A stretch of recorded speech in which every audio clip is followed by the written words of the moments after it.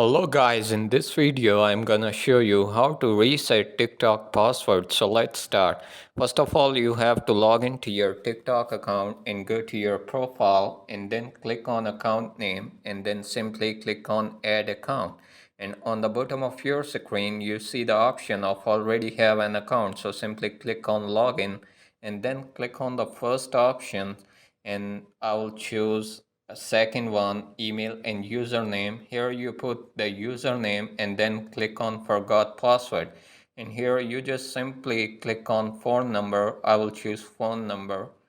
You can choose email as well. So I will put number and then click on send code.